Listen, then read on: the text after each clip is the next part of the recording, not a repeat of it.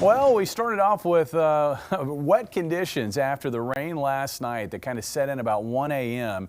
and really kind of hammered a lot of the area through sunrise this morning. Lots of claps of thunder here in the Springfield area and points south, but we're ending today with clear skies. Beautiful look there on our quad cam. Really doesn't matter where you're looking. Springfield, Rolla, Lake of the Ozarks, or over near downstream, southwest of Joplin. Here's a look at the rainfall totals from just the last 24 hours. I say just because this is the second wave of big rains here in the month of December to hit the area.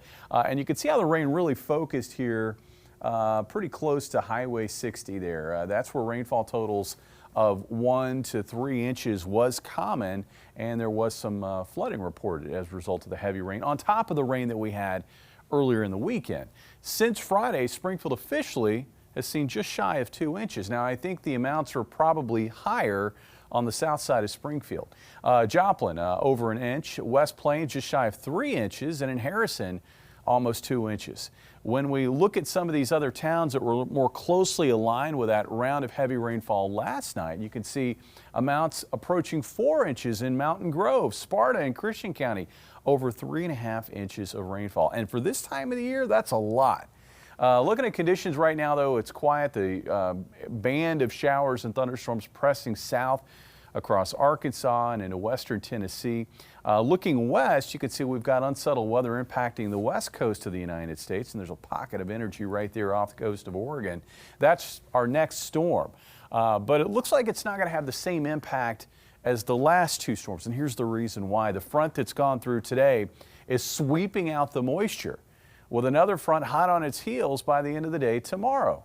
So there's not really going to be enough time for this moisture to move back to the north ahead of the incoming cold front to generate widespread heavy rainfall. So looking at our forecast tonight, clear skies. I think there could be some patchy fog closer to sunrise. And then as we work through the day on Tuesday, look for a very bright morning to give way to cloudier conditions during the afternoon.